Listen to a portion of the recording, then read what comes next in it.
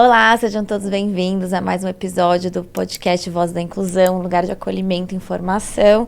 Eu sou a Janaína, eu tô vestindo uma camisa branca, tô com cabelo moreno, liso, acessórios dourado, um brinco dourado, um batom rosa, na minha frente tem um microfone e do meu lado esquerdo tá a Flávia.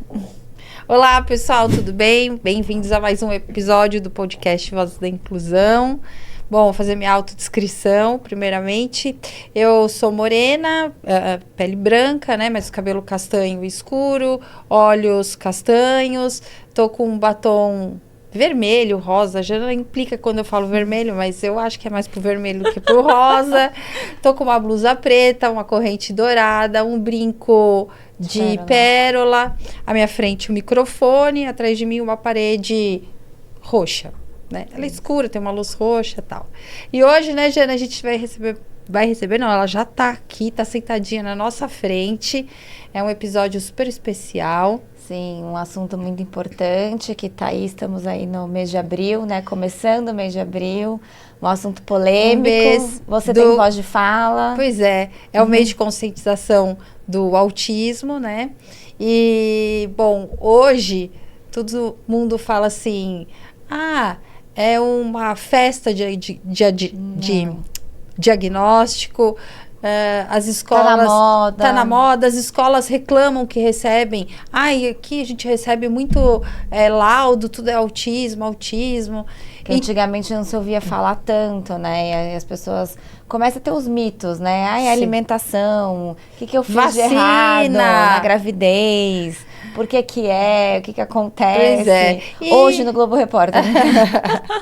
Então, para falar sobre o transtorno do espectro do autismo, eu trouxe ela, que é especialista no assunto, neuropediatra, doutora Patrícia Takahashi, e a apresentação dela, nada de formalismo, tá? Ela é filha da Silvia e do Yoshi Yuki, irmã da Luciana, esposa do Thiago, mães de pets, da gatinha Laca, Twix, e Milka, nossa, Milka é bom demais, e do cachorrinho Mac. Batuqueira, é igual o paciente dela, viu? O João. Amante de uma boa conversa. Boteco, doutora? Boteco, não tô bebendo, mas boteco sempre é bom pra bater papo, né? Tá certo. Médica neuropediatra, doutora Patrícia Takahashi, muito bem-vinda. É uma honra recebê-la aqui no Voz da Inclusão. Ai, obrigada, meninas, pelo convite. Fico muito honrada e nervosa, né? Porque vai que eu não falo o que vocês estão esperando. Não, imagina. Então, essa descrição, né, de apresentação que eu falei com a Flávia é um jeito que... Eu fui fazer uma pós de paliativos e a gente foi ouvindo como é que as pessoas se descreviam, né? Então, tinha essa questão, né, da audiodescrição. Deixa eu fazer a minha, né? Eu sou uma pessoa oriental, de origem japonesa. Eu tenho cabelo raspado, máquina 1,5. Tô com brincos e um colar, né, de origem meio peruana. Tô com uma blusa regata laranja e um batom vermelhão na boca. Então, essa descrição, né, de falar de quem eu sou filha, de quem eu sou irmã, né, onde eu estou inserida na sociedade. E, por último, deixar o papel da profissão, né, falar dos meus gostos e tal, a gente traz um pouco mais de humanização, né, de que eu sou uma pessoa... Eu sou uma pessoa que está cuidando de outra pessoa também, né, que eu também tenho uma família, que vira e mexe no consultório, a gente vai falar também dos perrengues da minha família, vocês vão falar das famílias de vocês. Não fica aquele distanciamento médico-paciente, né? Eu achei muito legal, não sabia disso, foi uma surpresa para mim também. Vou começar a aderir aqui. É que a gente é mãe, as pessoas se identificam com as mães, né? E eu acho que trazer o profissional também na pessoa física, sem o CNPJ, né? Vamos dizer assim, também faz com que a gente gere uma empatia do público, porque é como você falou, né, doutora? Tem uma filha, tem uma mãe de pets, tem uma esposa, né, que tá preocupada também com a casa, também tem suas preocupações particulares, né? Quando eu fui entregar meu filho pra cirurgia 2, que ele já fez, os 2 médicos que operaram ele têm família, têm filhos. Eu falei, pelo amor de Deus, doutor, tô te entregando meu filho, é como cuida dele como se fosse o seu. Então, assim, isso é muito bom também, porque você tá ali cuidando de outra criança, que é como se fosse sua, e aí você fala assim, nossa, eu vou dar tudo de mim, né? É muito bom isso, gostei. Exatamente. Doutora, então vamos lá, para a gente começar aqui o nosso podcast, falar um pouquinho sobre o transtorno do espectro do autismo, eu queria fazer uma pergunta. O que é o transtorno do espectro do autismo? Então, a gente vai falar, né, de uma pessoa que pode ser diagnosticada criança ou adulto, e que vai ter uma dificuldade de comunicação social, né? Então, pode ser que eu não fale, mas pode ser também que eu fale e converse com as pessoas, mas eu não entendo muito nuances de ironia, sarcasmo, né? A pessoa fazer uma cara de... você fala que tá tudo bem, tá com a cara fechada, a pessoa fala, mas falou que tá tudo bem, né? Então eu não consigo ler expressão facial. E eu vou ter dificuldade, talvez, de manter uma conversa, entender troca de turno, né? Então aquelas conversas de elevador. Tá chovendo hoje, né? Aí você fala, tá. E talvez o cara fala assim, tá, e daí? Né? E a conversa morre por aí, não flui, né? Então são essas percepções sociais do que né, seria adequado ali socialmente para a situação, junto com, né, essa dificuldade, tem o critério A, essa dificuldade de comunicação social e interação, junto com interesses restritos, né, questões sensoriais e movimentos repetitivos. Então, por exemplo, atendi um menino essa semana. Ele gostava de músicas de videogame e ele só queria falar disso. Então, toda vez que eu tentava desviar um pouquinho o assunto, ele me respondia rapidamente e voltava para a temática dele.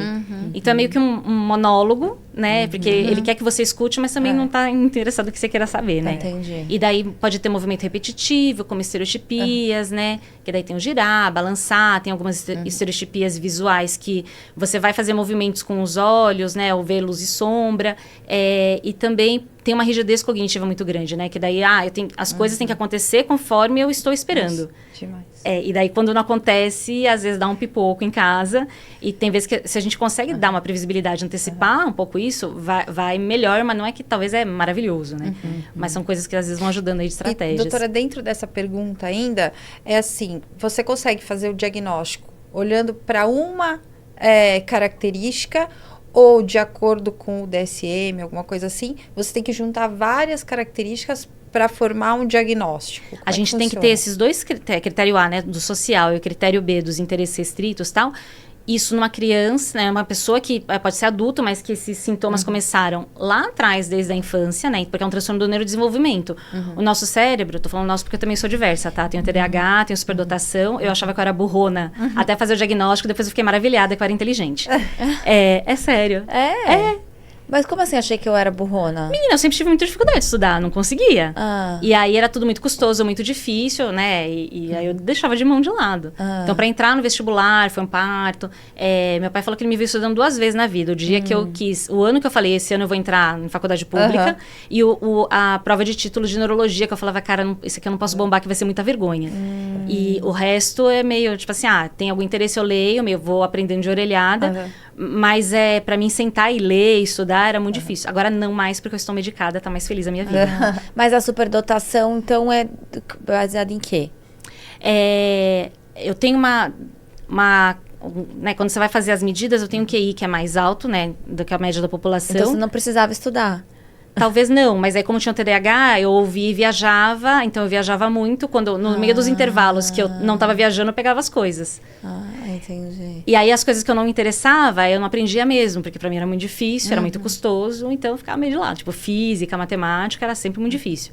E daí o ano que deu, né, água bateu no bumbum, tipo assim, agora precisa acontecer, aí teve um engajamento maior e uma força do além que rolou, Entendi. né? Então, o nosso cérebro que é neurodiverso, a gente pensa e funciona diferente. Só que, por exemplo, eu não sabia que eu era assim, até 3 anos atrás, quando eu fiz diagnóstico. Nossa. Mesmo sendo neuropediatra, eu achava que eu era típica e que, né, a galera que eu atendia era muito diferente de mim. Até que eu comecei a ver que a casa das pessoas era muito parecida com a minha. Os problemas que os pais traziam era que meu marido reclamava em casa. Aí, numa discussão, porque eu quase fui atropelada andando de bicicleta na rua, que eu não vi o carro, nem a faixa vermelha da ciclofaixa, meu marido falou, vai olhar isso aí que tá muito difícil, né? E daí eu fui atrás de investigar e achei, né? Nossa. De me descobrir. E daí é uma coisa que eu sempre falo para as pessoas, né? Porque às vezes as famílias vêm como a questão de, putz, tem um luto, entendo, porque talvez não era o que você esperava, né? Eu quero um filho com cardiopatia complexa e autista. Não é assim, né? Sim. A gente espera, né, uma coisa, quando você gera um filho, você tem planos e trajetórias, né? Claro que nunca vai corresponder, mas também não é diagnóstico que você espera, né? E daí rola uma identificação no sentido de, né, você tá aí, meu filho também tá aqui, a gente tem caminhos possíveis, né? Eu falei, tem. E daí o nosso cérebro, como funciona meio diferente, eu vou ter esses critérios diagnósticos para a TEA desde o começo da vida, que vão estar lá presentes. Pode ser que eles apareçam um pouquinho mais tarde, quando vai ficando mais complexa a questão da interação social, né? Então, à medida que a gente vai entrando, né, no primeiro ano, entrando na adolescência, a requisição social e as habilidades, elas vão ficando mais evoluídas e mais refinadas. Então, pode ser que apareça sintoma nesse momento. Eu não posso falar que eu tenho transtorno do espectro só pelos sintomas, se isso não impacta na minha vida e nem nas minhas relações. Né? Então, são esses dois critérios, né? Tem que ser, então, os critérios A e B, desde o começo da vida, que me atrapalha e que não é justificado por nenhum outro sintoma, né? Então, tudo isso que a gente vai considerar. Só ser rígido na minha vida, não vai, se não tem sofrimento, eu tô vivendo bem, não vai me levar a diagnóstico. Entendi. Isso que a gente falou no começo, por que você acha que existe essa sensação que tá aumentando? O diagnóstico, os autistas, é moda, não é? O que está acontecendo? Eu acho que de quando, né, Kanner foi descrever a primeira vez o autismo, em 1950, eram crianças muito graves. Então, eram meninos, não verbais e tal. E todos os critérios diagnósticos, no começo, eles eram muito mais restritos. Hoje em dia, depois, né, do DSM-5, tem um guarda-chuva maior. Então, eu tenho mais gente que entra, por isso que a gente chama de espectro, que entra dentro dessa faixa de sintomas.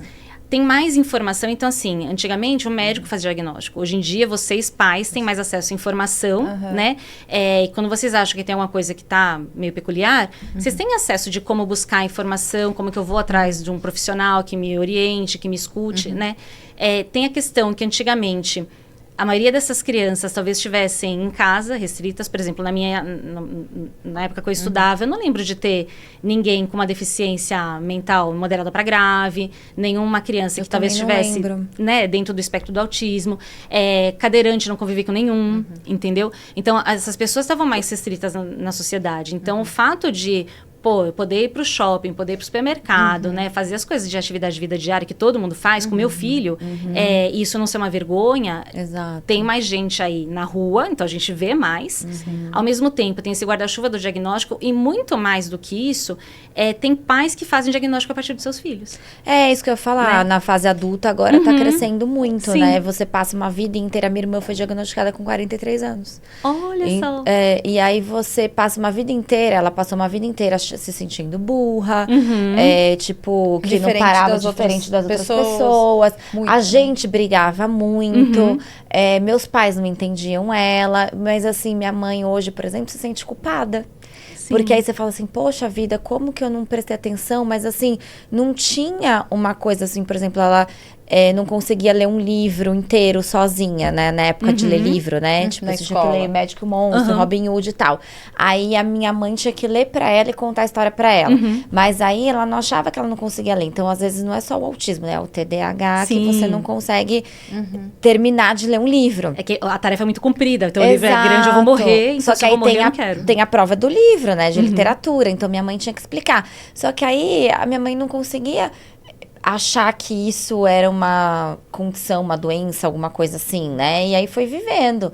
E aí, como tá sendo muito mais falado tal, ela, já com 43 anos, casada com um filho, foi atrás do diagnóstico dela. O que eu acho, assim, que o objetivo do diagnóstico é você facilitar a vida para aquela pessoa, né? Nossa, muito. Lógico que, dadas as suas proporções, alívio, né? Por exemplo, quando você fala de um autista...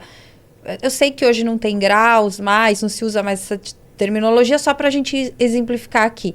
Com menos suporte, ou seja, um autista que ele consegue se comunicar, ele consegue fazer as atividades da vida diária com uma certa... Irmã da Jana, né? Com uma certa facilidade. Exatamente. Casou, teve filho, etc. É diferente de um autista que precisa de não verbal, que, né, não consegue interagir, criança, né? Mas, assim, o que eu ia dizer, na verdade, é que, assim, eu acho que muita gente hoje fala assim, tá uma chuva de diagnóstico, porque antes não se diagnosticava essa pessoa que tinha um suporte menor. Ela passava batida. Não que não trouxesse sofrimento. Não significa que essa pessoa, hoje, né, tendo o diagnóstico e podendo se desenvolver melhor, ela não tenha os prejuízos dela. Então, não olhar para trás isso e falar é uma assim, questão, por isso, assim, né? que eu tenho lido muito sobre isso, ouvido aí nas mídias sociais e tal, e aí você vem com pessoas totalmente desinformadas, que na minha classificação são pessoas desinformadas, que são diretores de escolas, tal, que vão nas redes sociais e ficam falando essa besteira. Porque só porque a criança é mais hiperativa, tal, já querem colocar um diagnóstico, a gente é obrigada a fazer isso, obrigada a fazer aquilo.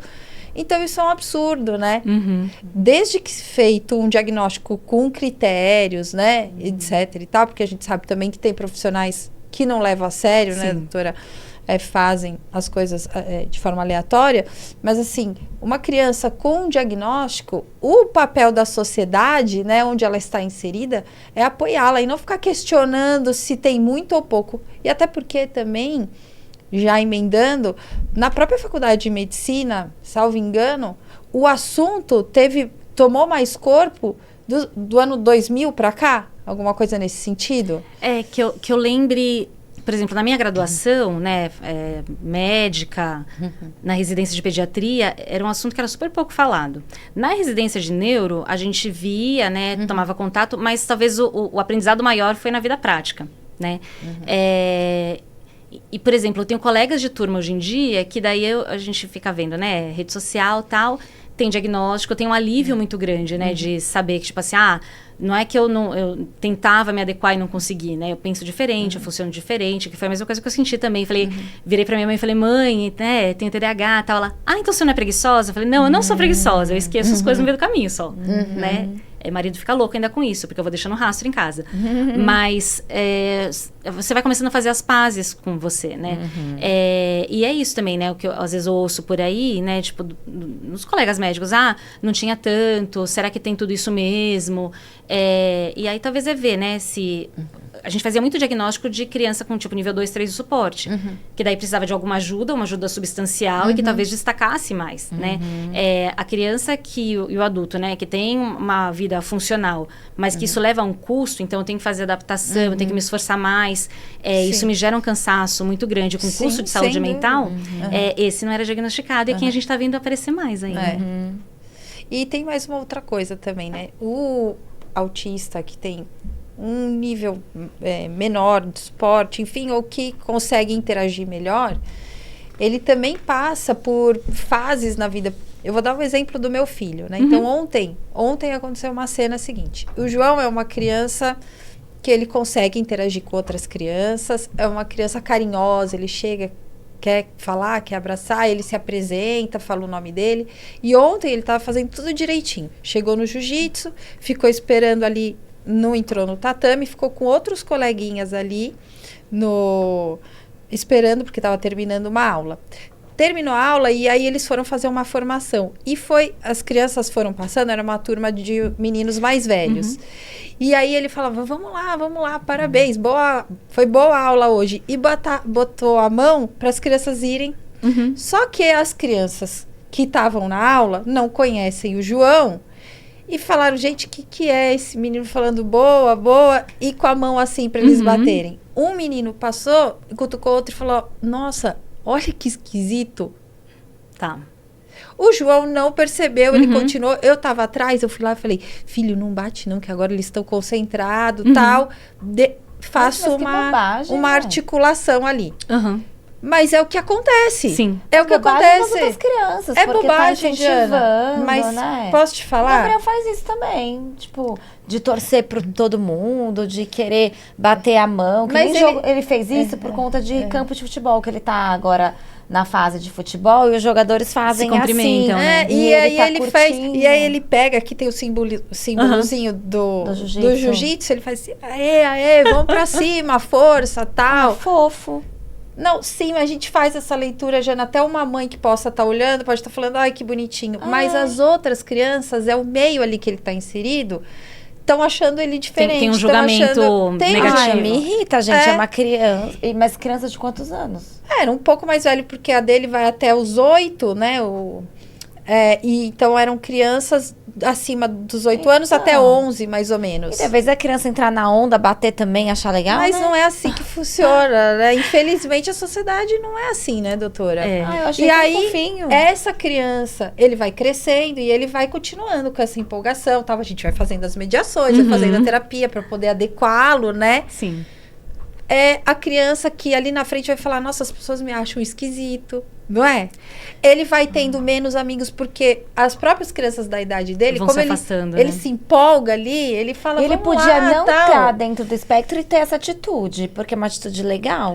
Não, tudo bem, Jana, mas isso faz Fiquei com raiva parte agora. ali. Ai, gente, não dá. Pois é, Nossa, gente. Sociedade é difícil, gente. Viver em Ai, não sociedade dá, é difícil. gente. E as E aí a próprias gente tem que se crianças. adequar, a gente tem que puxar o freio do nosso filho. Não vou, Então, tipo por assim, isso é a que- característica Não, dele. por isso que os lugares hoje em dia devem ser adequados, devem ter, os professores devem saber como mediar, né? Então ele ali dentro, ele tá inserido, consegue participar, mas ele se empolga. Então um amiguinho trocou ganhou um grau, ele foi lá, abraçou e falou, parabéns, parabéns. Só que todos os outros continuaram encostados na parede, entendeu? Só ele foi lá cumprimentar, ele se empolga. Ele tá fazendo uma coisa ruim, né? Tão fora de contexto, não tá tão fora de contexto, mas ele tá inadequado São para as crianças típicas que estão fazendo bullying, que são chatas. Ah, não. Tem Na paciência, verdade, se todo mundo tivesse algum tipo de orientação, iam olhar e ia falar, beleza, João, vem aqui e tal. Mas acho que é isso, né? Qual o modelo que o adulto tá dando no ambiente. não. É. Sim, mas infelizmente... E talvez a maioria das vezes não vai ter, né? Não Essa vai. orientação, esse acolhimento, né? Então, mas o ponto que eu quero Mas com chegar, qualquer doutora, criança. é que com qualquer assim- criança. Não é essas crianças, com certeza, não sabem que o João tá dentro do espectro. Mas mesmo se ele não tivesse. os professores sabem Então, tudo, mas né? assim, mesmo se ele não tivesse, é o respeito que essas crianças têm que ter com todo mundo, Porque né? cada um tem seu jeito. Claro. Exato. Mas o ponto que eu quero chegar é o quanto é importante, ainda que você tenha um diagnóstico e ainda que o nível de suporte dele seja menor que o de uma outra criança, o quão é importante, né? As pessoas que vão lidar ali, os professores, os Conhecer lugares, o assunto. não falarem assim, isso aqui, nossa, tem esse diagnóstico, mas nem parece que é autista. Isso pra mim que é matar, É entendeu? que o parecer qualquer coisa, a gente vai pensar nos autismos sindrômicos, né? Vem- então tem uma Vem síndrome me e tem ajudar a associado, pagar as terapias. né? Não, já falaram também. acha Se, qual pai que você quer vê o ficar- Gabriel sentado na cadeira estudando, já falaram também. Aí nem parece que tem paralisia cerebral, porque você vê paralisia cerebral. O nome é assustador, aí você já imagina uma criança sem comer, sem falar, que baba, que usa babador, tipo, literalmente parada. Existe esses graus, né, tipo, mais elevados. Mas, assim, dá raiva mesmo. Ai, gente, não tem paciência. Estamos fazendo, a Janaína vai ter um infarto. já Vou ter um infarto. Mas acho que dentro do imaginário popular, né, quando você fala, né, paralisia cerebral, que vem na mente, é isso que você essa imagem que você falou, né, Jana? E quando você fala de autismo, também as pessoas vão pensar em crianças com muito mais comprometimento, né? E não é, né? Então é falta de informação e conhecimento, sim, mundo ideal. Se a gente pudesse ter mais acesso a informações, né, e acaba sendo uma função meio nossa também, né? Você não quer mais se vir ativista, porque daí você tem que explicar, falar, papapá. Claro que tem dia que cansa, você não quer falar muito. Mas dar informação e possibilidade para as pessoas também reverem os conceitos, né? E, por exemplo, nesses ambientes que você tem de convivência infantil, né? Então, a postura do professor em sala de aula, a postura de como que... Então, eu incluo, né? Eu incluo o João, eu incluo o Gabi. Como que eu faço isso? E se eu, adulto, sou modelo de que eu estou tentando levar essa criança para o meio da galera, as crianças normalmente vão seguir o mesmo movimento. Sim. Porque você tem o meu adulto de referência, está fazendo esse movimento. Quando o adulto faz, mas né, tem muito de linguagem não verbal que aparece, tipo, tô fazendo, mas não é muito bem isso que eu queria, as crianças também vão ler. Sim. E daí, se for o caso, vai rolar um afastamento, né? Então, tem muito disso de como que a gente faz, o jeito que você vai colocar essa aproximação, se ela é genuína ou se não é, porque as pessoas, as crianças leem. Né? 70% de comunicação nossa é não verbal. Sim. Né? Então é cara, boca, postura, jeito de falar, né? Tom de voz. E isso não passa batido para as crianças. Né? É por isso que a gente está aqui fazendo esse podcast para levar mais informação, né? Então, assim, já compartilha aí, curte o que você tá vendo, porque quanto mais mães típicas a gente atingir, para nós é melhor. Sim. Porque a gente quer isso, e é isso. Antigamente não tinha diagnóstico, antigamente não se falava muito de inclusão, antigamente não se falava muito de representatividade.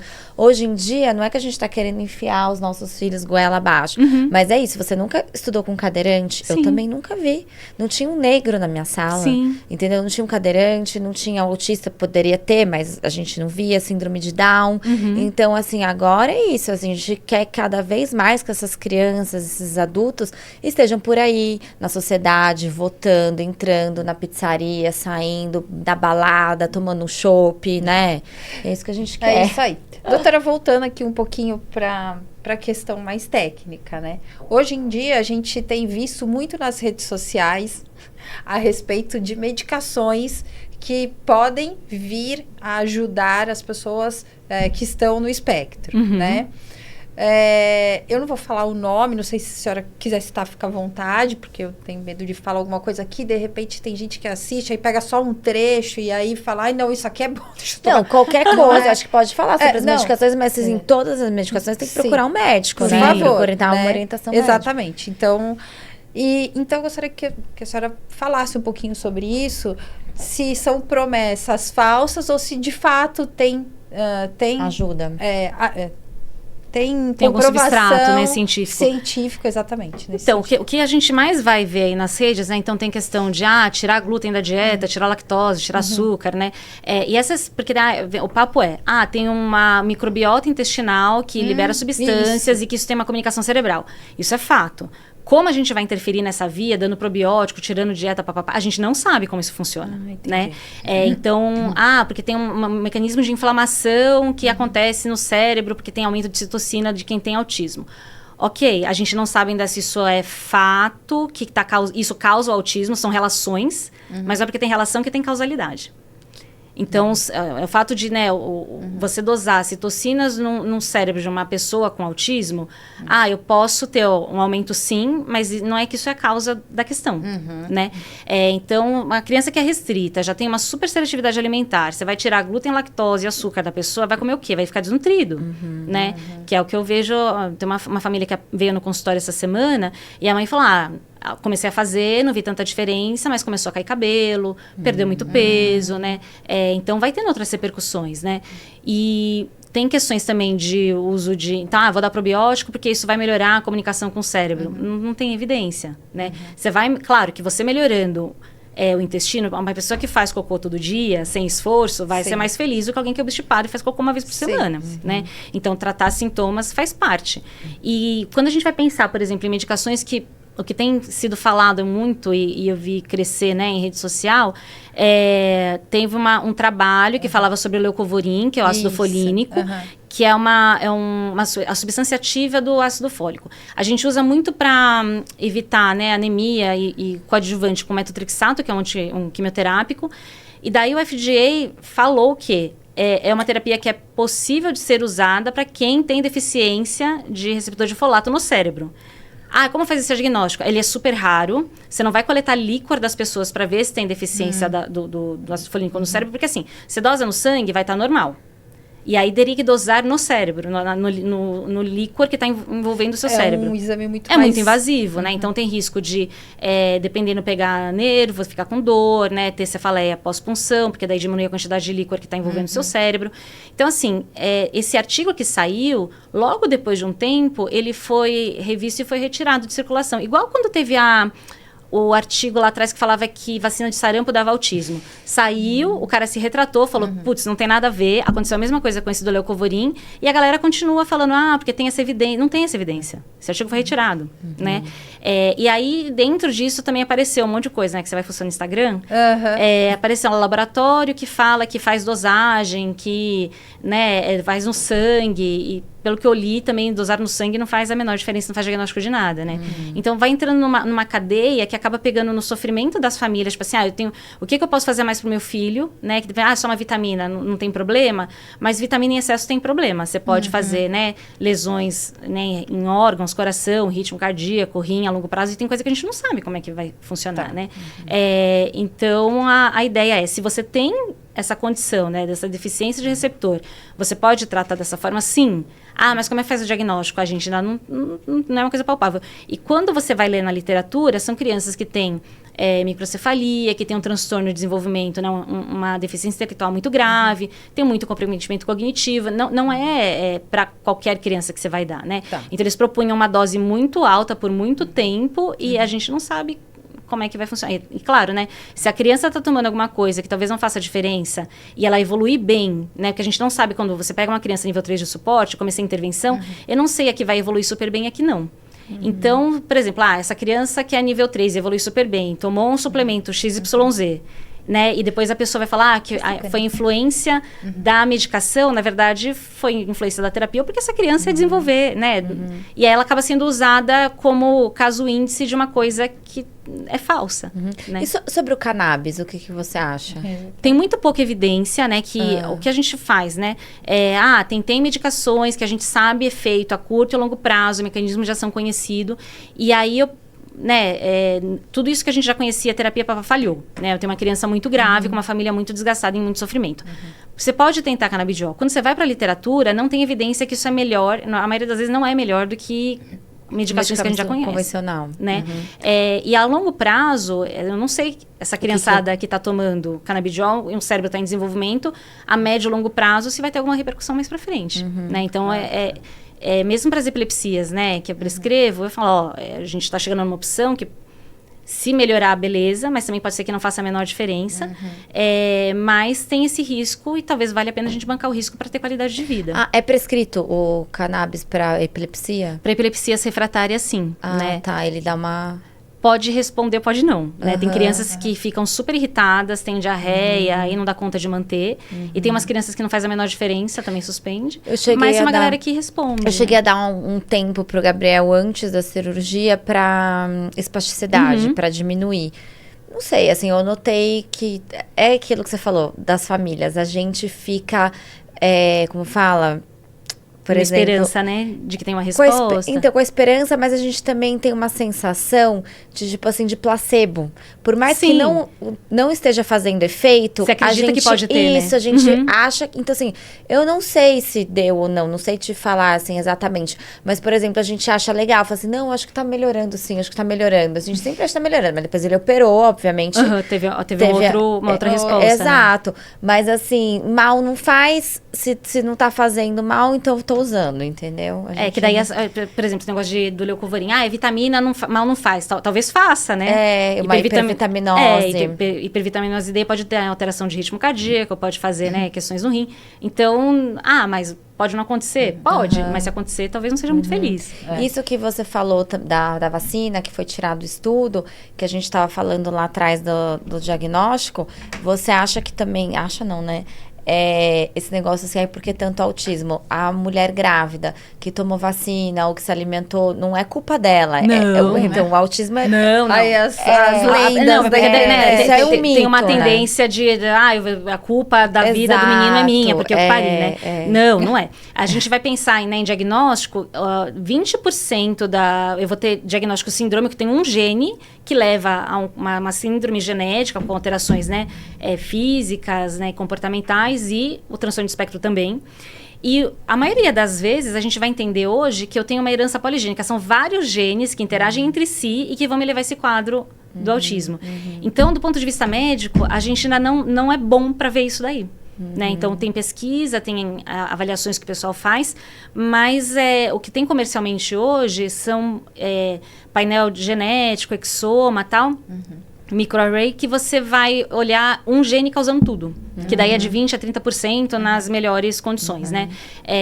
E essa parte que a gente sabe que tem interação gênica entre vários alelos, a gente medicamente ainda não tem capacidade de avaliar e interpretar. né? Quando a gente vai pensar no genoma todo nosso, tudo que a gente tem nos genes lá nos cromossomos, o exoma, ele avalia 3% disso daí. Então, tem 97% que a gente não sabe como funciona. Tem alguma função ali, mas a gente não conhece muito bem. Né? Então, tem muito campo para caminhar. O prematuro extremo tem um índice maior, uma predisposição. É que é causalidade também. A gente vê em quanto mais prematuro e mais baixo peso, eu tenho uma relação maior com o transtorno de neurodesenvolvimento, né? Se eu tenho um comprometimento mais grave, motor, por exemplo, com outras deficiências, auditiva, visual, né, epilepsia, eu tenho uma chance maior de ter um transtorno do neurodesenvolvimento associado. Mas não é causa, né? Então, eu posso ser prematuro e não ter nenhum transtorno do neurodesenvolvimento, eu posso ser termo, sem intercorrência nenhuma na gestação, e também, né? É claro que, assim, infecções maternas, né? Por exemplo, rubéola, né? Sarampo, que agora infelizmente voltou a aparecer, H1N1. que era para todo mundo estar vacinado, né? Sarampo estava erradicado, agora não está mais. São situações que eu posso, uma infecção congênita, levar um risco maior aí, né, relacionado a deficiências intelectuais e transtornos do neurodesenvolvimento. Mas talvez é uma porcentagem menor comparando com a parte genética. Entendi. E, doutora, uma pergunta. Bom, tem duas aqui, mas vou fazer, já que a gente está falando de exames, medicação e tal. Hoje o diagnóstico é feito só de forma clínica, sim? Ou a gente tem exames que ajudam o diagnóstico? Como é que está isso? A maior parte das vezes aqui no Brasil, né? Nós. Você tem diagnóstico clínico, que daí você vai ver os critérios, impacto na rotina da criança, da família. E assim, não tem exame, não tem marcador biológico. Então, vou fazer um exame de sangue que vai me dar diagnóstico, né? Talvez, a hora que eu faço o exoma, né, ou uma avaliação genética, eu vou ter a etiologia, né? Então, esse gene está alterado e leva a essas alterações e tal, dentro do combão está o transtorno do espectro. Então, não tem ressonância, não tem exame que você vai fazer e vai ter um marcador biológico de que, essa alteração aqui é autismo. Fora do Brasil, tem uns trabalhos com eye tracking, que é um óculos que você coloca na criança, e daí você consegue ver no posicionamento do olho, se ela está olhando para o rosto da pessoa, ou está olhando, sei lá, para a orelha, para o objeto lá no fundo. Isso é uma triagem, né, que a gente vê que tem uma associação boa para você fazer diagnóstico. A questão é, né, mesmo lá nos Estados Unidos, fiz diagnóstico, acesso à terapia, demora. Né? Então, começamos, né? Não é o ideal, mas já começamos um diagnóstico mais precoce para você começar a fazer intervenção, né? Então, o ideal seria, desconfiado, coloca na terapia precocemente,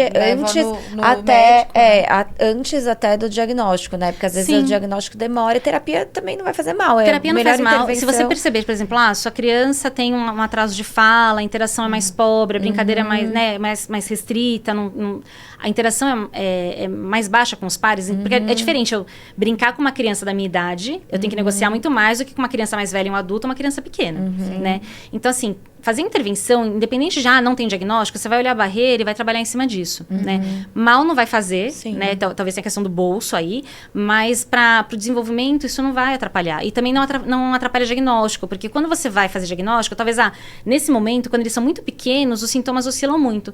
E é tudo meio junto, né? Falar, então não sei se até TDAH, deficiência intelectual, se tem alguma questão, né, de processamento sensorial junto, talvez tenha. Normalmente, quando a gente vem diverso, você tem mais do que um negócio, né? Você não vem monofunção. Então, à medida que a criança vai crescendo, você pega esse histórico, essa história, o que fez de intervenção, o que mudou, e vai somando para em algum momento você chegar no diagnóstico. É isso que você falou, é importante, porque às vezes a mãe que tá em busca do diagnóstico fala assim, eu não vou colocar na terapia ainda, porque pode ser que ele melhore, né, evolua, e aí eu não vou ter, nunca vou saber se ele tá dentro do espectro ou não. E na verdade, né, Gê, o que a gente vê muito aqui, assim, de histórias que chegam pra gente, pra mim, principalmente por conta meu filho ter autismo e tudo mais, né, estar no espectro do autismo, Flávia, deixa eu te falar uma coisa, meu marido não aceita que ele é assim, assado, eu queria tanto fazer um diagnóstico, levar ele no neuro, ou, eu já estou fazendo algumas terapias, mas não é. Mas a gente já está fazendo terapia, a gente vê muita questão da negação da família, da aceitação. Falar, não, mas ele consegue interagir, ele está brincando ali, não. A família não aceitar. Eu acho que o primeiro lugar de inclusão é dentro da família. É que é difícil é que é um mesmo, processo assim, doloroso. É um processo... Isso que eu ia falar, esse negócio da aceitação, por exemplo, a doutora sabe, né? Eu passei, tipo, o que acontece? O Gabriel é prematuro extremo, assim como o João. E aí, até atingir um marco de desenvolvimento, que falam que até os 2 primeiros anos, você não sabe se ele tá brincando certo, se ele não tá... Exato. Então, tem aí o atraso da minha cabeça também de, tipo, aceitação, porque eu falava assim, mas é porque ele é prematuro, mas porque ele é prematuro. Então, assim, tipo, eu negava porque eu achava que é prematuro. E eu também achava que ele poderia estar dentro do espectro, porque ele não fazia tal coisa ainda, mas ele não fazia tal coisa ainda porque ele era prematuro. Então, teve os 2 pesos, as 2 medidas aí. Então, assim, ele não tá dentro do espectro, mas ele demorou pra brincar com os pares, ele demorou pra se interessar pelo cachorro, ele demorou pra... E aí eu achava que podia ser autista, né? E eu mandava mensagem pra doutora todo dia, eu mandava vídeos do Gabriel. Olha, ele tá fazendo isso. Gente, mas vídeo é a melhor coisa da vida, porque é diferente de vocês descreverem. Ok, a descrição sempre é válida, mas no vídeo você tem uma avaliação mais neutra, né? Então a gente gosta de vídeos, tá? Porque tava na pandemia, e aí as mães enlouqueceram, aí você fica focada naquilo. Mas esse negócio de do pai, eu escutei muitos pais falando isso porque dá uma confundida. Tá na terapia, mas ele sorriu, então ele não é autista. Mas ele brincou, ele me abraça, então ele não é autista, porque tem os mitos aí, né? Sim. Que autista não gosta de abraço. Que não então fala, você, né? não é que você nega totalmente, mas você fica com aquela esperança de não ser. E quando eles são pequenos, esses sintomas oscilam muito, né? Sim, Lembra do João, Flávia? demais. Fala assim, mas tem dia que ele tá muito aberto pra interação, tem dia que tá uma ostra, né? E aí o dia que tá mais fechado, você fala, putz, tem alguma coisa, o dia seguinte tá me falando, então era coisa da minha cabeça ontem. Exato. Né? Então, essa oscilação também confunde as famílias, né? E tudo bem, porque tá dentro da fase que é pra acontecer isso mesmo. Exatamente. Já que a gente tá falando disso, doutora, fala, assim, alguns mitos e algumas verdades que você ouve por aí que você acha importante falar para as mães, autismo. Sobre autismo. Ai, gente, não sei, vamos ver. 3 mitos e 3 verdades. E teve uma que eu ouvi de uma mãe adulta, que o colega médico falou pra ela que ela não podia ser autista porque ela falava e autista não fala, né? Então, essa questão de, se fala não é autista, se gosta de abraço não é autista, tem vários, né? Vários jeitos de se comportar. Porque tem o temperamento, que é como eu me relaciono com o mundo, como é que eu percebo as coisas. Sim.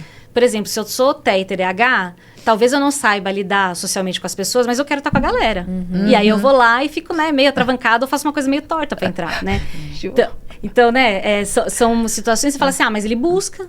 Então, não é, né? Então, não é um critério ou uma situação, né? Então, às vezes as pessoas falam, mas agora todo mundo é TDAH, todo mundo é TEA, mas não é... Quando a gente vai falar de diagnóstico nosso, tem várias coisas que fecham o diagnóstico que estão atrapalhando a vida. Então, não é, porque eu esqueço as coisas só, né? Então, essa questão de achar que, tipo... porque não é tão... A criança busca os pares, porque ela fala, né? Talvez vai ter outros comportamentos que vão, talvez, levantar um pouco mais a orelha. Né? Então, assim, não consigo manter um diálogo, não consigo conversar de outro tema sem ser o meu do interesse. Saiu fora da rotina, eu fico muito bravo, eu não consigo dar conta, né? Então, são situações que, tipo assim, mas não é autista porque consegue ter o mínimo de funcionamento, né? E outra questão é, tipo assim, se fez terapia, então isso vai invalidar diagnóstico. Não invalida, né? Você vai fazer uma reabilitação precoce num cérebro que está mais plástico e mais fácil de você fazer uma intervenção. Perfeito. Claro, depois dos 7, 8 anos, você vai conseguir fazer intervenção? Também vai. A gente adulto também faz terapia e tem modificação cerebral ali, né? Só que a velocidade e a intensidade disso é muito menor, né? Então, na dúvida, você me fala, bota na terapia e depois a gente vai revendo. Não é porque tá lá no laudo, saiu o CID de autismo, de TDAH, que isso não pode ser mudado. Tem crianças que a gente vai vendo, né?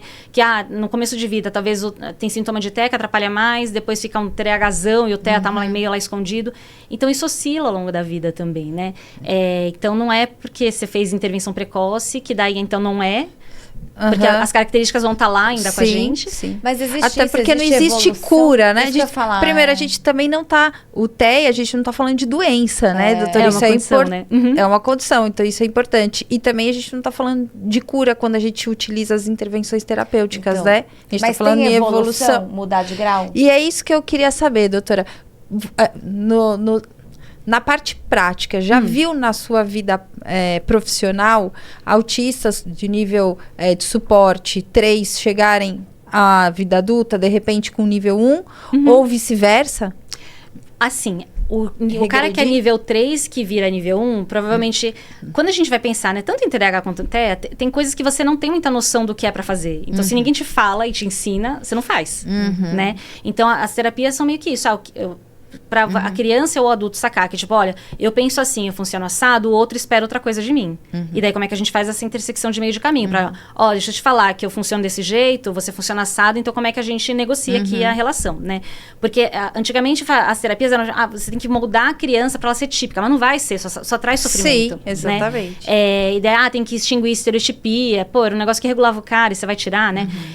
Então, essa coisa de terapia para normatizar o cara ficar típico não existe, né? Você vai talvez mostrar caminhos e ferramentas para, tipo, o que pode tornar a sua vida mais fácil ou como que você, né? Eu vou te mostrar como é que a galera pensa. A busca é melhora de qualidade de vida. É melhorar de qualidade de vida. Exato. Né? E aí, por exemplo, você tem uma criança com nível de suporte, né? Eu tenho um nível de suporte. Que talvez, à medida que vai crescendo, a minha percepção de habilidade social é mais baixa, talvez estou sem intervenção, né? Eu posso ter mais dificuldade porque, do ponto de vista social, à medida que a gente vai crescendo, né? Entra na adolescência, até virar adulto, as demandas sociais vão aumentando. Então, não é que, tipo, a pessoa evoluiu. Não, é que talvez chegou num ponto e que agora que está aparecendo uma barreira maior para ela. Né? Isso vale, eu acho, para todas as síndromes, todas as condições, né? Que não tem cura. Você não nasceu down e vai se curar. Você não nasceu com paralisia cerebral e vai deixar de ter, né? Então, assim, só doença. Você pega a catapora, vai passar. Mas agora, por isso que as pessoas... Então, ninguém aqui é doente. É uma condição e que você vai ver com ela o resto da vida e vai... A melhora é isso, a melhora da qualidade de vida, buscar medicação, né? Pra melhorar a vida da criança e tudo isso, né? E falando em medicação, né? Tem tratamento para autismo? Não, a gente vai... tratamento. A gente vai ter sintomas que estão atrapalhando e que daí talvez eu tenha medicação. Medicação, na verdade, assim, vai ser... apaga um pouquinho o incêndio para conseguir ver o que eu faço na intervenção, né? Tipo, dependendo da criança, se é muito rígida, o terapeuta tenta entrar com uma intervenção, a criança não deixa, né? Então, às vezes, a medicação é para flexibilizar um pouco, o terapeuta conseguir ter um caminho para entrar ali, né? Não vai... Pode melhorar o sintoma, né? Momentaneamente? Pode. Pode ser que ao longo do tempo volte a ficar mais intenso? Pode, né? Então, tem muito essa associação, não é só medicação, só terapia, né? Às vezes, quando você precisa de medicação, é para ajudar a terapia a dar uma deslanchada, o custo fica menor para a criança, né? Porque daí também ela se vê capaz de... produzir repertório, o terapeuta também continua engajado lá, porque, tipo assim, eu tô dando uma raça, mas tá dando retorno, entendeu? O questionamento em casa. Mãe, eu não quero ir mais nas terapias, eu quero ficar o dia inteiro na escola, porque ele tá ficando 2 dias na escola o dia Integral, inteiro. Né? Integral. Tá amando. Exatamente. E eu vou trocar um negócio que é muito legal por um negócio que eu não tô achando tão legal. Ele falou, mãe, o que você acha? Eu fico o dia inteiro na escola, você me pega e me leva todo dia no jiu-jitsu. Vamos fazer um combinado aqui. Eu não vou nas terapias. Às vezes a gente visita a Tina, a Bruna, porque ele adora elas. O Gabriel faz isso. Quando ele quer alguma coisa, vamos fazer um combinado? Combinado, dele. tudo é combinado. Aí eu falei, putz, filho, não dá, mas aí eu explico pra ele, né, que é legal também e tal. Falei, pode perguntar pros seus amiguinhos da classe, tem gente também que faz terapia lá. E aí ele veio com uma questão, ele falou, mãe, eu tô com vergonha de falar que eu tenho terapia, que eu faço terapia, porque tem um amiguinho na classe que também tá no espectro, ele nomeou e essa ele palavra, vai vergonha? nomeou, e ele vai com a T pra escola. Ele é não verbal, né? E aí ele falou, eu falei, você já falou pra ele, você já falou que você também vai na terapia? Conta pra ele, filho, tal. Aí ele ficou quieto. Mãe, eu tenho vergonha de falar isso. Só que a Silvia, as meninas vão na escola. E quando elas chegam lá, ele faz uma festa, ele quer que todo mundo conheça. Tem AT autista? Sabe que... Eu não sei se ele sabe que ele é autista, mas ele sabe que ele é deficiente. Ele falou pra mim. Ele falou que é deficiente. Mas ele ainda não se identificou. Tipo assim, ele é autista, também sou. Ele não, porque nem tem como se identificar, porque são crianças totalmente diferentes, entendeu? Então... Mas isso a gente vê em quem faz diagnóstico mais tardio, por exemplo, adolescente ou criança, né, na idade dos meninos de vocês agora, de você falar assim, então você tem um diagnóstico de autismo. Aí o cara para pensar, fala assim, pô, o que eu tenho no meu repertório social de pessoas com autismo? Aí você tem um coleguinha, né? Igual o coleguinha do João, que tem uma necessidade maior de suporte. Você fala, cara, mas eu não sou, porque eu sou muito diferente desse cara, né? Então eu não sou assim. Então vai dando uma bugada, porque tem essa percepção, né, de... Já tá numa idade de, quem é o meu amigo, eu quero um grupo que me identifico mais. Mas, por exemplo, ele não quer fazer terapia, que é mais legal ficar na escola. Mas ele já questionou por que ele precisa de terapia? Eu já expliquei pra ele. Você falou? Claro, já expliquei no sentido de você, quando você canta, não tem palavrinha que não sai legal, quando você se comunica, às vezes o amiguinho não entende, a gente precisa fazer a terapia pro amiguinho nesse sentido. Eu já expliquei. Por que você vai na Tina? Às vezes quando você corre não acontece isso, tal. A letra. Então, tudo tem uma explicação. Então, ele não vai lá aleatoriamente. Apesar de que ele começou a fazer terapia com 1 ano e pouco. Você não vai explicar isso pra criança com 1 ano e pouco. Não, mas e agora ele já tá com vergonha questionando. Porque agora né? chegaram os questionamentos, né? Então agora chegam os questionamentos e é interessante porque assim... ele de quarta faz terapia com o Miguel, né? Eles fazem dupla. E aí eles saem de lá, vão comer bolo, tal. Então ele não vê E pra criança ver uma questão ali... É mais difícil, né? Com 6 anos, entender que tem uma deficiência ali atrás, tal. Tipo, é difícil. É que quando eles são pequenos... Não é uma coisa... que nem eu falo pra Jana. O Gabriel, Jana. ele sabe que faz terapia, porque ele faz fisioterapia, né? Ele pra andar, tem uma questão pra física. motora, exatamente. Exato. Como o João tem uma questão física... Pra ele fica mais difícil entender. É mais impalpável, né? Mas é que também criança mais nova, você leva e o cara não vai questionar, né? Então, à medida que vai ficando mais velho, é importante isso. Você falar, o que você tá fazendo aqui, qual que é o objetivo. E isso também ser acordado com eles, né? Sim. Porque senão você fala, mas por que eu tenho que vir aqui? A galera tá indo jogar bola. Né? Exatamente. Precisa cada vez mais saber. Com certeza. Se assumir protagonista da história, né? Não é só sendo levado só. Exato. E ele tá começando os questionamentos agora. Razão pela qual a gente tem conversado muito, inclusive com as terapeutas, com a minha terapeuta tal, de como faremos isso e como, né, pro João se entender, saber, porque eu explico muito para ele, quando ele chega nos lugares, né, ou por exemplo, na própria aula de jiu-jitsu, filho, quando você se perde, quando você fala mais alto, tal, pede ajuda pro professor, fala, professor, olha, calma, eu me perdi aqui, eu não tô entendendo, você pode me ajudar? Professor, para explicar para mim, que às vezes está viajando e tal, você fala olhando para mim, para eu entender o que eu tenho que fazer, e ele tem feito. E que daqui a pouco também, uma hora ou outra, esse amiguinho que foi Exato. Inconveniente no... Que pode falar qualquer coisa. Não, pode falar assim, viu? Ele tá assim porque ele é autista. Aí se a criança souber nomear isso, daí sim, né? Então aí é muito pior, porque né? Ouvir da outra criança. Mas assim, é que uma criança de 7 anos virar pra outra e falar, você é autista, ela precisa entender o que é o autismo. Mas aí, Flávia, às vezes pode acontecer. Entra numa esfera que entra com uma coisa meio pejorativa, entendeu? Sim. E daí é meio que xingamento. Talvez a criança nem entenda o que é estar no espectro, né? Mas aí acaba vindo numa... Putz, porreta, né? Igual quando a gente vai falar das minhas crianças, eu lembro que eu tava tendo aula e tal, pensando, porque as crianças cardiopatas, né, que tem problema no coração, nefropata tem problema no rim, neuropata, que são os meus, né, independente de qual condição, sempre vinha com uma carga muito negativa no nome, né? Então, apesar de você entender que, é alguém que tem alguma coisa no cérebro, o jeito que se fala, do ponto de vista social, vai tendo um peso meio pejorativo. Sim, com certeza. E tem pessoas, crianças, que não precisam entender, justamente não entendem. Só que são maldosas. Gente, tem criança de 5 anos hoje que um amiguinho do Gabriel leva bolinho de aveia, de banana pra escola. Aí um amigo falou assim, Eca, você come bolinho de areia.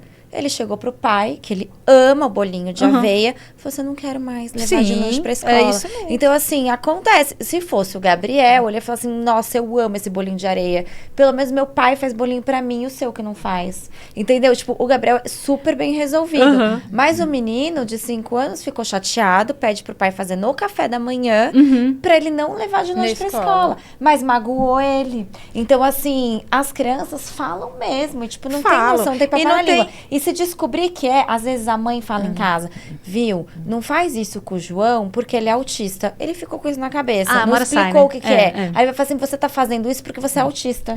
Não, e outra, tem Às questões, vezes por não é exemplo, embalo. desse amiguinho, né? Uhum. E por que tem levantado questões em casa? Porque o João tá vendo o amiguinho e tem questionado coisas em casa, né? E por isso que a gente tá Esse amigo conversando. que- e é E super como a gente importante. vai falar isso? E eu tô achando muito bom, porque o João tá com a percepção da realidade. E o questionamento vendo- tá vindo dele, É, né? Exatamente. Só que, pra você ver como são as coisas, uma amiguinha dentro da escola falou que esse amigo falou pro João, ai, sabe, mãe, por que que o fulano tá assim? Porque foi um bichinho lá e picou ele. E esse bichinho, eu falei, filho, olha só. Começa os mitos. Aí eu falei assim, filho, não, com certeza a sua amiguinha deve ter visto isso, ouviu isso, ou inventou isso da cabecinha dela, mas não funciona assim. Deixa eu te explicar como é que funciona. Né? Aí expliquei de uma maneira bem lúdica, assim, fácil dele entender. Ele ouviu e não falou mais nada. Mas, para você ver como as crianças, entre elas também, Elas criam hipóteses, né? criam hipóteses, exatamente. Então, por isso que a gente tá numa fase lá em casa que a gente quer trazer a realidade do João para o João. Sim. Mas eu quero fazer tudo isso com Uma forma respeitosa, uma né? forma respeitosa para que ele, primeiro, não utilize isso como uma muleta na vida dele, entendeu? Eu sou assim porque eu sou autista. Não, porque Até vai usar, viu, Flá? Isso aí faz parte da vida humana. A gente Tudo vai usar, bem. mas a o minha negócio irmã tá é... usando isso agora. Você acredita? mas assim, justificam coisas que ele vai sentir, exatamente. sim. Então ele tem que saber também Sim. entender isso. Mas eu quero que ele também continue acreditando que ele é um menino que ele tem potencial, Sim, que ele claro. pode, que cada vez que ele se empenhar mais na terapia ou se empenhar, ele pode dar um passo maior, que ele pode ter amigos, Sobre entendeu? isso, doutora, você tem algum caso, assim, que possa ajudar outras mães que estão passando por essa dificuldade? Por exemplo, assim, você deu o diagnóstico para os pais, né? E aí, como que funciona essa parte? Pra comunicação? Exato. Não, você deu o diagnóstico pro pai e pra mãe que o filho é autista, tá dentro do espectro. Mas e como passar isso pra criança? Se a criança deve saber, se fala, qual é a idade ideal, como funciona? Você tem alguma experiência sobre isso? Aí minha experiência é assim, eu não sei mentir. Então, se falar, pede pra eu não contar, uma é que eu tenho que ficar lá pensando nisso toda hora pra também não dar bola fora. Então, fica uma coisa muito artificial, né? Então, o que eu costumo fazer, né? Eu converso com os pais, eu falei, você prefere, né, contar sozinho, quer que eu ajude? E tem vezes que a criança Você dá o diagnóstico só pros pais primeiro, sem a criança estar no Depende. consultório. A maioria das vezes a criança tá junto. É. E daí talvez eu fale, né, com um termo mais técnico. A criança tá sempre lá ouvindo, né? E normalmente elas estão brincando ali atrás, dando rolê por aqui, e os pais estão de frente pra mim. E aí eu pergunto pra criança, tipo assim, do que a gente tá conversando aqui, você quer entender melhor? Né? O que você tá achando? E daí a maioria das vezes, né, principalmente adolescente ou criança que talvez tenha mais acesso à rede social, já fala assim, entendi, talvez eu já sabia, e tá tudo bem, porque daí deu uma paz no coração.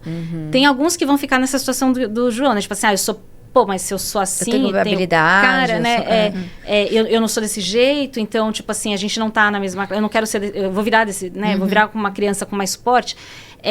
E tem alguns que falam assim, tipo, eu começo a conversar e falam, eu não quero saber não. Eu falei, tá bom.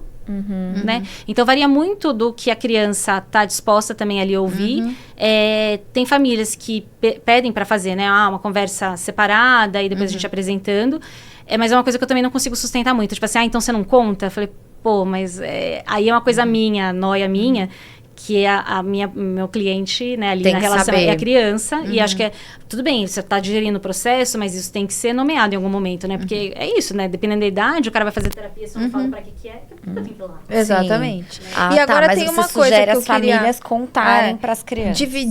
dividir aqui, que é uma super particularidade, doutora, não sabe nem a Jana, que falei para ela ainda.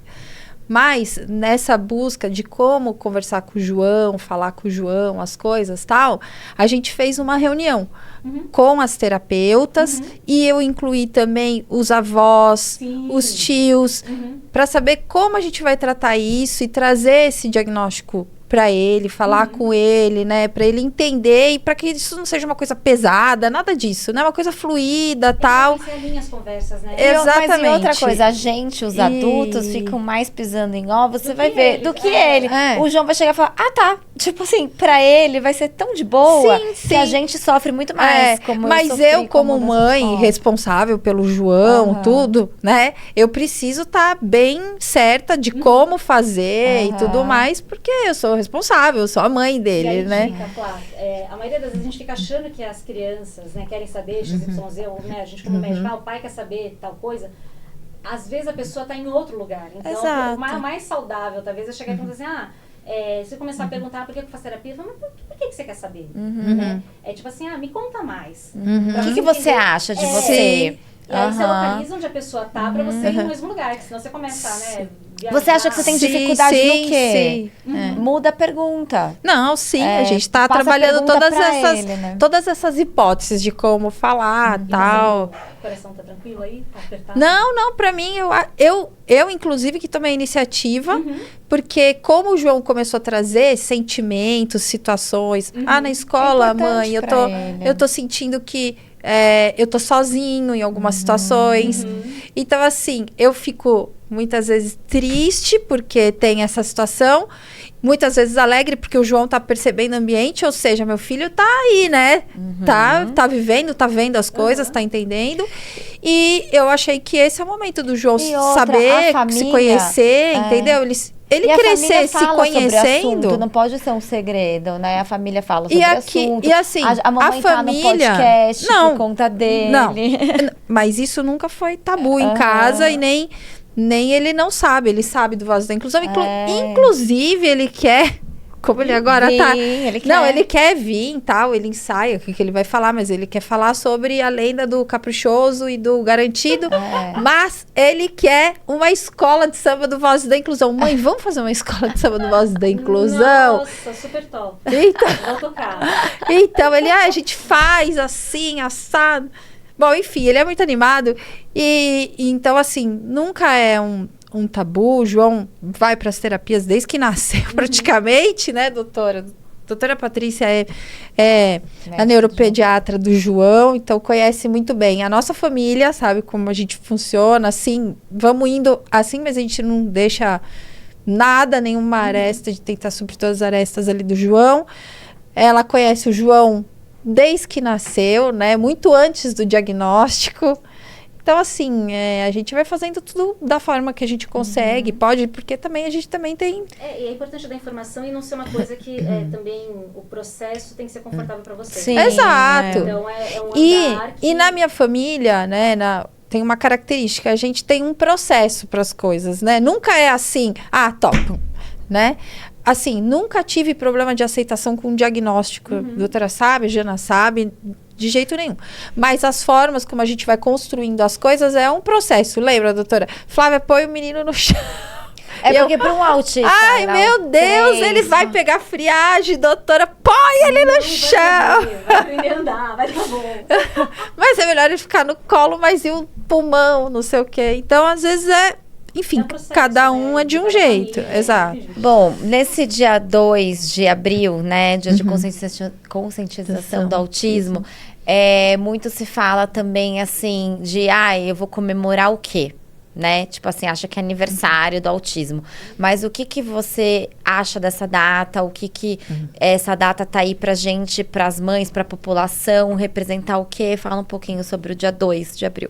Eu acho que é tipo o Dia Internacional das Mulheres. Não é pra você falar enaltecer a mulherada, é pra falar que tem luta, que tem responsabilidade, que a gente quer ocupar espaço, entendeu? É mais sobre resistência e de, né, querer ocupar lugares e espaços do que necessariamente uma comemoração, né? É lembrar que, tipo assim, eu também tenho direito de estar na rua. Eu também quero ter meus direitos garantidos, né? Eu quero ser respeitado. Então, eu acho que o movimento, pelo menos o meu olhar é para isso. Sim, claro. Né? De dar mais informação, dar mais visibilidade para as pessoas que talvez não tenham tanto acesso, né? Eu fiquei sabendo que, ouvi dizer que, né? Os mitos que a gente estava falando. Ter um pouco mais de informação clara, né, não romantizada, porque, né, tem a maioria, maternidade no geral também tem as coisas boas, mas é perrengão, né? Não, Sim. não é todo dia lindo, maravilhoso. Então, acho que é para poder também falar isso. Tipo assim, como que a gente olha as crianças e principalmente como é que a gente olha as famílias, né? Que as mães, hoje em dia, estão... A rede de apoio mais escassa, né? A gente não tem as famílias grandes para dar tanto apoio. Você vai recorrer para a comunidade. E as mães estão adoecendo mais. Sem dúvida. Então, tem muita cobrança, muita dificuldade social, econômica, cultural, e que elas ficam meio abandonadas sozinhas. Então, acho que é uma data também para olhar, tipo assim, olha, como é que a gente cuida das famílias dessas crianças? Porque essa criança não vai existir sem a família. Exato. E também, doutora, o que é inclusão para você? Eu acho que é você promover equidade, né? Então, todo mundo pode ocupar o mesmo espaço. Então, se eu precisar de mais suporte, eu vou ter mais ajuda do que você, mas para a gente fazer a mesma função nesse lugar, entendeu? Claro que, assim, tem o ideal, tem o que a gente está correndo aí no dia a dia, que não é o mundo ideal a maior parte das vezes, mas, por exemplo, vai pensar em escola.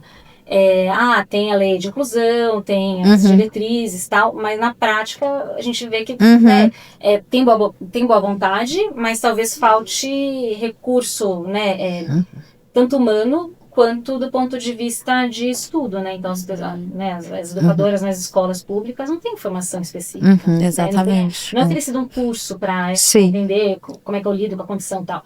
Então, eu acho que a gente tem um ideal, graças a Deus a gente não está mais preso, né, dentro de casa. Tem um documentário que chama Holocausto Brasileiro, né, que fala do hospital de Barbacena, não sei se chegaram a ver. Não. É um documentário que fala das pessoas que eram mandadas para esse hospital, e daí tem, né, muitas doenças psiquiátricas, tem crianças que nasceram e ficaram por lá e hoje em dia são adultos e que não têm rede familiar, porque o hospital fechou. Então, como que a gente pode, né, viver em sociedade sem ser em lugares que você tem que ficar escondido, né? Tem alguma coisa aí na sua colinha que você acha que faltou a gente falar, que a gente tá já com o tempo acabando? Eu Uma coisa importante. Números, que eu sou péssima. Tá. Eu falei assim, cara, vai que pergunta, eu não sei. É que o assunto é muito complexo, né? E a gente não tem que se falar só dia 2 de abril, a gente tem que normatizar tudo isso. Mas eu acho, só complementando aqui sobre o Dia Mundial da Conscientização do Autismo, né? Eu como mãe, né?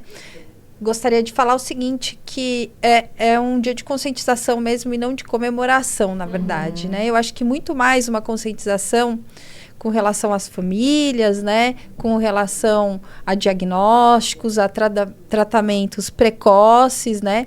E também com relação a políticas públicas, principalmente que a gente pouco vê nas redes sociais, mas é muito importante, qual é o medo das famílias com pessoas com deficiência? O pai e a mãe, um dia não vão estar aqui, né? Ninguém fica para semente. E o que vão ser das pessoas, e aí eu coloco, né, das pessoas com autismo, que têm um nível de suporte maior, que não conseguem uma autonomia, não conseguem desenvolver atividades da vida diária de forma funcional, individualizada, tal, depois que não tiverem, né, esse suporte. Então, a gente precisa falar de locais para essas pessoas ficarem, viverem, né, tanto público quanto privado, porque os privados hoje ainda são muito restritos e muito caros. E os públicos é uma vergonha até a gente falar. São lugares assim, eu diria que tem lugar que é inóspito. Os que tem, porque é muito pouco. Mas mesmo no sentido de intervenção, né? Você tem muito trabalho para intervenção precoce. Exato. Exato. Essa virada depois dos 7 anos adolescente, não tem muito recurso. Adulto tem menos ainda. Né? Então, tudo bem, a gente tem que fazer intervenção precoce. Sim. Como é que eu cuido de quem vai ficar mais velho? Pois é. E a gente vê nas redes sociais mesmo muito profissional falando dessa primeira infância, né? E depois a adolescência, a fase da... A fase que é mais crítica, né? Independente de ser típico, onde você vai ter mais risco da puberdade, né? Como é que começa essa fase com a criança? Então tem criança, sei lá, jovem autista, que está na escola se masturbando, assim, vou utilizar o termo técnico, assim, né? Diria. Mas é verdade, mas não é que ele está fazendo ali um ato obsceno, é porque enfim, é decorrência da situação dele, né? Então, como tratar jovens, né? Essa fase da puberdade, da adolescência, enfim, depois da vida adulta. Parte 2. Tem muita coisa pra gente pensar, pra gente se preocupar, pra gente falar. É um assunto de extrema importância, né? Então, a gente fica aqui com um pedacinho de um podcast falando sobre o espectro do transtorno, né? Mas eu acho que tem muito mais assunto, doutora, que a gente podia trazer aqui para falar. Sim, exatamente. A gente começa a falar e não para mais. E aí também, doutora, fala onde você atende, a pessoa a família que precisa de você. Então, eu atendo só na consultório particular, em Perdizes, na rua Caiová. Vou deixar o seu Instagram. O Instagram é Pati_Gucci. E daí quem procura por lá, que daí eu mando o contato do consultório. É mais fácil. Doutora, a gente tem um presente para você. A Easy Cosméticos, a nossa patrocinadora, quer te presentear, te deixar mais cheirosa e linda. E a gente quer agradecer a Easy, agradecer a Chex, né, Flá, que são as nossos patrocinadores. Que acreditam na gente, que estão aqui com a gente, abraçaram a nossa causa, né? Isso, eu e a Flávia, a gente fica pensando assim, será, Jana, que a gente tem que continuar? O que será que a gente faz? Mas aí toda vez que a gente recebe uma convidada maravilhosa, que a gente fala um assunto de extrema importância, e aí dá mais gás, mais força pra gente continuar. E quando a gente recebe aquelas mensagens que você compartilhou comigo, olha... Exatamente, eu adoro vozes, adoro ouvir o que vocês têm pra falar, porque assim, eu sei que é difícil nessa vida adulta. Vocês estão me ajudando. Então, nessa vida adulta, você ficar aí ouvindo 1h30 de podcast, não é fácil, mas assim, a gente coloca os cortes no Instagram, né, as coisas que a gente mais YouTube fala, também, no YouTube, no TikTok. Então, assim, por favor, assim, é importante pra gente estar aqui e levar informação pra vocês compartilharem, pra vocês curtirem, mandar pras pessoas que precisam ouvir tudo isso. E a gente faz isso por vocês, por nós, porque nós somos mães atípicas também, a gente procurou muita informação e hoje o nosso trabalho que a gente faz é isso, é levar informação pra vocês e a gente tá aqui por vocês, por todas as famílias. Se inscreve no canal, curte, compartilha. Isso, doutora obrigada. Patrícia, muito obrigada por ter vindo. Fico muito feliz, a gente vai acabar a gravação, mas vamos continuar conversando com ela. É isso aí, um beijo, pessoal. Beijo, tchau.